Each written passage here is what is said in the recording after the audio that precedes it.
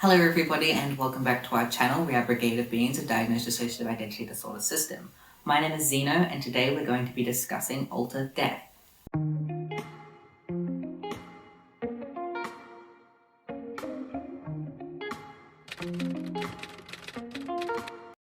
So it is commonly understood within the system community that alters cannot literally die. But this does not mean that systems cannot conceptualize alters as being dead or conceptualize them as being gone or in some way dying. Before we get into the meat of this video, I do want to give some trigger warnings. First off, a trigger warning for suicide and suicidality, as well as near-death experiences, trauma, and abuse. There will also be brief discussions of conditioning. I can't really give timestamps and time skips for this video because the whole video will be dealing with these topics. So if those aren't topics that you can handle, please feel free to just skip this video and come back next week for our next one. The first way that a system can have dead, dying, or undead alters is by splitting an alter that is in some way dead. So these are your alters that are ghosts, zombies, skeletons, corpses, tombstones. In some way they embody being dead. So there is a huge plethora of reasons why undead alters can split, but I'm going to discuss some of the reasons that undead alters have split in our system. So we have a subsystem in our system who is entirely made up of undead alters. There are ghosts, ghouls, zombies, spirits, that sort of thing. Also some reincarnated alters and some corpses. And these alters were taught to believe, conditioned to believe growing up, that if they were ever to separate from their primary abusers, then they would die. If they were to exist without their abusers, they would die. So when our system moved house and moved away from those abusers, these alters all died internally. They went from being living, breathing human alters to being dead because that is what they were taught. And it was such an ingrained belief that their entire makeup as an alter shifted to be some form of undead. Another way that systems can end up with undead alters is when that alter splits as an undead alter. So rather than, like with that particular subsystem that I mentioned, the alters being human and then experiencing an event that they perceived as the cause of their death and becoming undead, alters can also just split off as ghosts, split off as zombies, split off as skeletons. This tends to happen in life-threatening situations, in a situation where the system has believed themselves to have died or to have been so close to death that their brain holds on to that experience of dying and then sections it off into a specific alter to hold on to those beliefs and those feelings. Undead alters can also split from the desire to be dead. So if a system is highly suicidal or if specific parts are highly suicidal, an alter can split who is dead, who holds on to that relief of no longer being alive, even though technically the body is still alive. And then there is this whole complicated thing of getting relief, and then when you later reconnect with the body, realizing that that relief was entirely just a dissociative experience and not actually realistic, but it can still bring temporary relief at the point of time. Or it can be really, really distressing, and it's so distressing, these feelings that you need to die, you need to die, you need to die, you need to die, that there is no other way for your brain to handle it than to split an alter to hold on to those specific feelings of needing to be dead or believing themselves to be dead in order to cope. Hi everybody, my name is Flower. I am a recent fusion of Chambers and Arca, and I'm going to add on to what Zeno was saying. So, non-human alters, specifically undead alters, are not the only way that alter death occurs. When you are a system, there are experiences that you can have that feel as if an alter has died, or as if they have gone, or as if they no longer exist as themselves. And these experiences include fusion, splitting, and dormancy. It is well known that alters can fuse or integrate, where two or more alters become a smaller number of alters. So whether that be 2 into 1, 3 into 1, 7 into 1, 10 into 2, 3 into 2, all of that sort of thing. And this integration, specifically fusion, it's like the final end of the integration spectrum, but when this fusion occurs, the alters who existed previously can change dramatically. Like I just said, I'm a recent fusion of Arca and Chambers. So Arca and Chambers were similar. They were both caretakers. They both specifically focused on helping alters. They had similar interests and similar mannerisms, but they also had distinct differences and distinct preferences and different connections with other alters within our system. And now neither of them exist anymore. Technically, both of them are me, but I'm also not the same as what both of them were. There are changes. And whilst, yes, there are definitely traits of Arca that I have and traits of Chambers that I have, I'm not either of them. Chambers was also the fusion of several alters. And so the more and more that fusion occurs, the more and more that you change and you grow, because you change and you grow anyway just by existing, the same way any individual changes and grows and becomes a different person. That still happens with individual alters in systems who aren't time stuck. So there's that natural progression of personal growth combined with fusing and combined with more extreme and immediate changes that accompany fusing. So the alters that fused into Chambers like Hunter and Forrest, I'm either further removed from them. They were all cis guys. Most of the alters that fused into Chambers were cis guys, and I'm a non-binary demigirl. And obviously you're more than just your gender identity, but there's a very obvious change and difference that I have to the rest of them. Someone that fused into Chambers was Billy, and Billy was very much like your stereotypical surfer bro guy, didn't actually like surfing, but loved Star Wars and loved going on hikes and all of that stuff. And I'm not a hiker. I don't remember anything about Star Wars. Those memories went elsewhere when he fused, and I'm just very different to him. And so there are alters in our system who knew Billy, who knew Hunter, who knew Chambers, who knew Arca, who now grieve them and miss them because they no longer exist as themselves. And it's very complicated and it's very messy because a lot of the time fusion is a step forward in healing. It can be very, very disorientating for us. It can be very, very upsetting and dysregulating for us. And it can bring up so much grief because of the change and the loss and the difficulties and the differences. But once we settle into it, once we kind of get back into a routine, we realize just how beneficial those fusions were most of the time. There are some fusions in our system that do not stand up, that do not stay together because they weren't actually beneficial. It turned out that that combination of alters just didn't work for whatever reason. Or there are fusions that happen and it, even though it sticks, there's still a lot of grief around it because that's just what happens sometimes. Like, you can't control your feelings, you can't control your emotions, and it's probably not good to try and police your own emotions. So if you are a system that experiences grief around fusion, that's okay. And if you are a system that feels like an alter has died when they fuse, that's okay. Like, yes, it's not literally death. Yes, parts of Chambers, parts of Arca, parts of all the other alters are now me. I'm so different from them that there's still grief attached to it. And there's grief attached to it for me. Even though I am them, I still miss being them. And it's complicated and messy. Another of the experiences that we mentioned is splitting. So splitting is when a new amnesic barrier is formed in the brain and a new alter exists. And some systems split a lot, some systems split very little. It's all going to depend on a bunch of different factors about your window of tolerance, about your environmental factors, about your coping skills, about your individual system makeup. There's a lot of things that go into how often a system splits. We split normally 10 to 20 times in a year. At least that's what it's kind of been in the last couple of years with therapy and system discovery and a whole mess.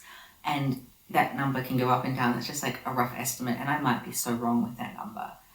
And a lot of the time when we split new alters, it's kind of this chipping away from a bunch of different alters. So you might have myself, you might have Xeno, you'll have Cryptic, and you'll have Tempest. And so all of us might just have a little bit of ourselves kind of siphoned off and to be put behind this new amnesic wall. And this new alter, this new hypothetical alter that I'm just going to call Capybara. It's on my lap. I'll use that as a name. Then you've got Capybara. And Capybara was split from multiple different alters so that the individual alters themselves, like so myself, Xeno, Cryptic, and Tempest, don't feel all that different. It's not some drastic change. We're still ourselves. We might be missing a little bit, Like when Regulus split off of Adam, Adam lost a lot of the trauma memories that he had.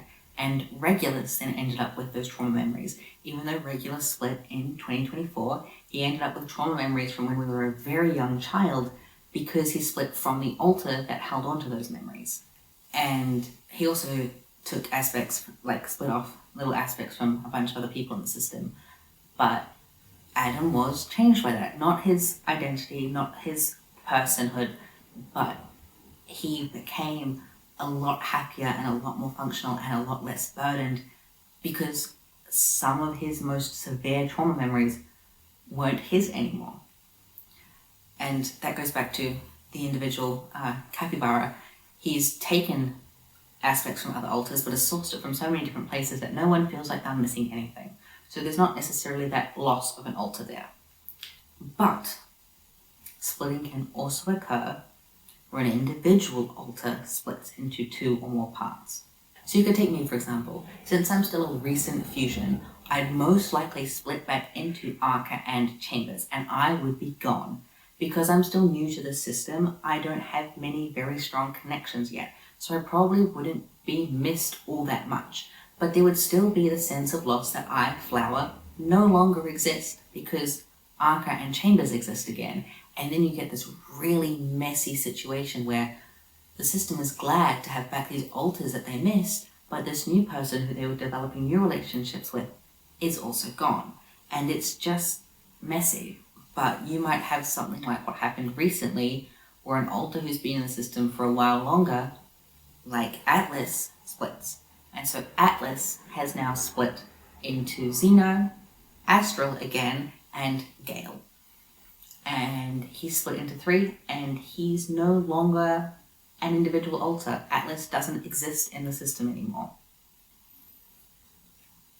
And there's a lot of grief that goes with that, because although Astral fills a lot of the similar roles that Atlas did, although Xeno has a lot of the same connections with our friends as Atlas did, and although Gale was so deeply missed within our system, especially by a lot of our kids, Atlas is gone now.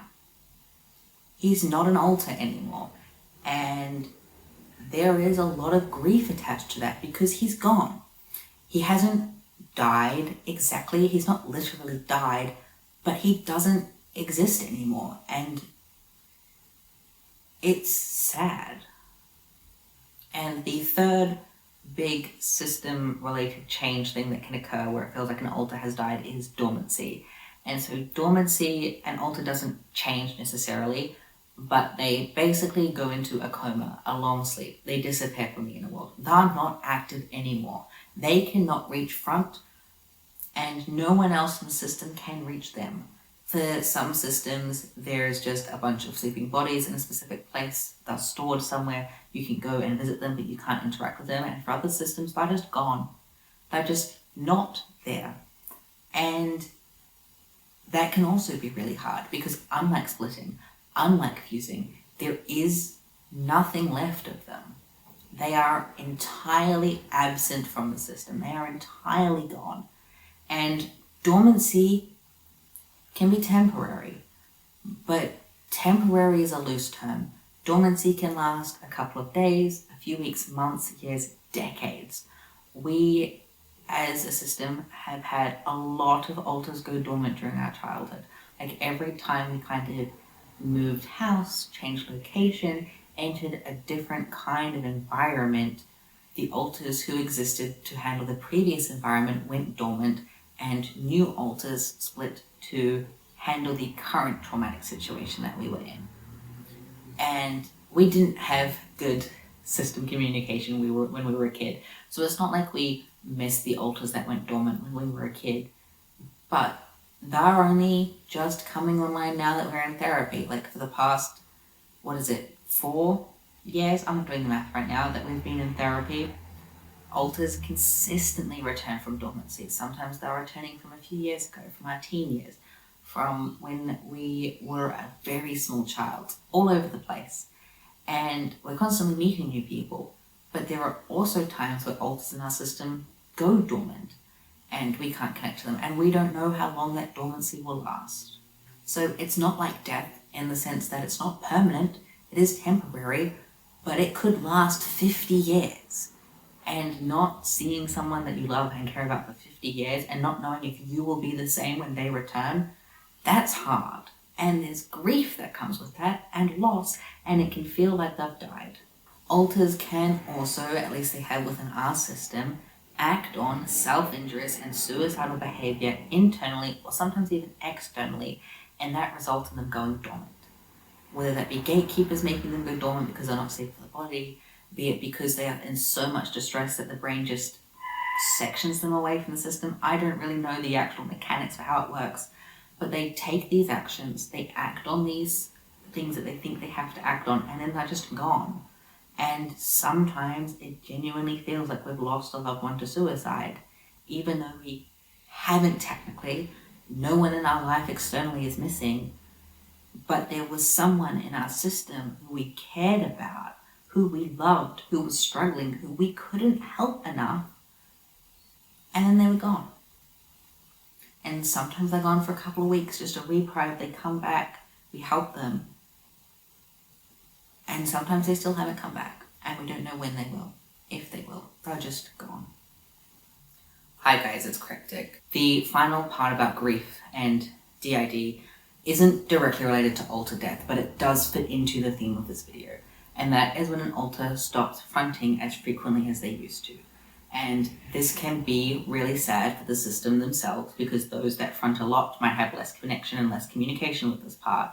But it can also be really sad for people external to the system. If you know a system and you get to know individuals in their system really well, and then they stop fronting as much, or they fuse, or they go dormant, or they split, it can be sad for people outside of the system as well, and they can miss alters. There's like this belief in the system that's unfair or rude to have a favorite alter, but the fact of the matter is, we are distinct from each other. And whilst there can be a lot of similarities and we share individually with our system a lot of connections externally, not every system will. And even though we share a lot of connections, they're not the same every single time. Like, our friends have favorites. And also we stopped sharing who we are as individuals with some of our singlet friends because of how frequently our system changes. It just wasn't practicable for us to consistently update them on all of the changes, and then it made us sad rehashing it, and it made us feel cruel for our friends to get to know someone only for that someone to stop existing. And obviously that's outside of our control, and obviously that's not an actual cruel thing to have happened, but it made us feel that way. And so we kind of just pulled back from being ourselves, because we have a collective mask, and all of us can connect to our singlet friends through that, even if they don't connect to us as much as individuals. And that's also sad. We could make a whole other video about not being seen as individuals, but also for our system, we spend so much time being blurry, we spend so much time being depersonalized, that half the time we can't differentiate who is in front. Like, I'm often almost always near front, but I'm not always the one actually saying the words or choosing the actions or interacting. But I am observing what our friends are doing, so I feel really close to our friends. I see them most of the time, the system sees them, but they don't necessarily see me, and there's this weird one-sided connection that can end up forming that is sad. And then for the friends of ours that do know us as individuals, just because some friends we message more, and so when we message it's easier to sign off with a name, or a couple of them are systems so they can pick up on when we switch better than we can, who do have favorites. Like one of our friends is very openly honest about the fact that Molly and Adam are their favorites, and that doesn't offend us, because to be honest, Molly and Adam are some of our favorites too. They're a great little duo and we love them. My point being that the grief that can surround an alter's absence, an alter's loss, an alter's change can also be experienced by those outside of the system. And it can be difficult because obviously The system didn't necessarily choose that course of action. Sometimes it did. Sometimes it's just something that happens. And it can make you feel guilty. Like I said, it made us feel cruel when those changes occur, like we're taking away from our friends, or taking away from these connections. And that's not the case. It's not something that you should feel guilt about. But if that does crop up, that's okay. And if someone is guilting you about an alter disappearing, like if they're going, oh, why did so-and-so fuse? Bring them back. Why did so-and-so split? Bring them back. Why did so-and-so go dormant? Bring them back. If they're doing that, that's not okay. But if they're going, yeah, I miss such and such, in a way that's not blaming you, in a way that's not asking you to bring them back, that's okay. That's just expressing something. And it's expressing, in a way, their love for you. Because they cared about this part of you. And that part of you is still in your brain somewhere. Even if they're fused, even if they're split, even if they're dormant, they're still there. This external person still loves you, still loves them. But it's hard when the specific connection is severed. And then you have to rebuild a new one. And sometimes it's easy and sometimes it's hard. But you can rebuild those connections. But it is sad. And it doesn't just affect the system themselves. So throughout this video, you would have heard us reference some recent system changes. And we're not going to be going into those system changes on YouTube, but you can watch them for free on Patreon. Technically, we haven't filmed the videos yet, but we will be. We have made a new Patreon. It'll be linked in the description. And it is free for everybody.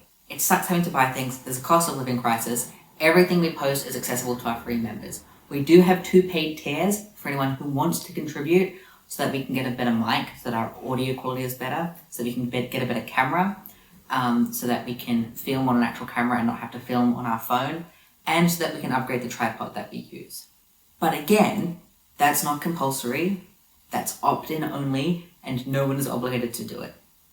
My point being, we don't want to discuss our system changes publicly on YouTube as a direct individual video because we don't want people just stumbling across it and choosing to dissect us based on that one video. Whereas if we post it to Patreon, where people are specifically looking for our content and specifically looking to support us, that's just safer, that's just easier, and it's a lot more peaceful for our brain.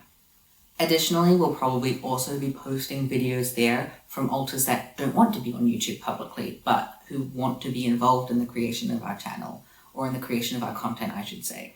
We might also be doing more vulnerable videos, like I said, about our recent system changes, or more in-depth things about our experiences. Not trauma talk, but experiences that we don't necessarily want to just put willy-nilly on YouTube, but that we do still want to talk about and share about. So yes, if it is something you are interested in, the link to our Patreon will be in the description. It's also on one of our recent posts. It's just Brigade of Beans like hair. It has the same profile picture as hair. And we'll be posting content there. It's still brand spanking new. There's no individual videos. We don't know what our posting schedule will be there, especially because we're starting uni again in a few months. But there will be content there for people that are interested. And this is something that we asked our community if they wanted, and it was a resounding yes. And so we're very excited to work on that. And I mentioned the system changes because the system changes are what made us think about grief again, because it's really sad for us when our system changes. As I mentioned, we're used to it, but it doesn't make it easier. And we know that alters dying is kind of a hot topic because it can't happen. And I get it. I get that it technically can't happen. I get that you technically can't just kill off part of your brain. But DID is also quite symbolic, and there is a lot of things that can happen within a system, like undead alters, or alters being killed or killing themselves internally, that do still happen.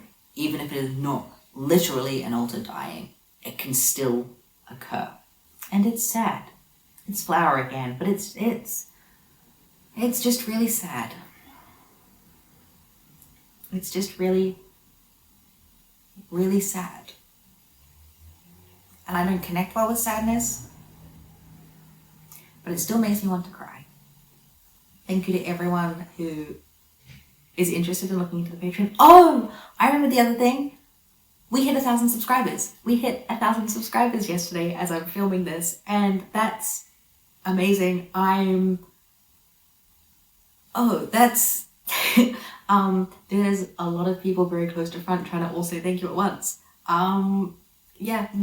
That's really cool. That's a really, really cool thing that happened. I didn't expect it. Like, we kind of just started posting to YouTube on a whim in, I think, what was it, 2022? Started 2022, just because, like, we kind of had a following on TikTok. Like, we knew we were going to get some followers, but we just wanted to. We had so much we wanted to share about DID and our experiences with it.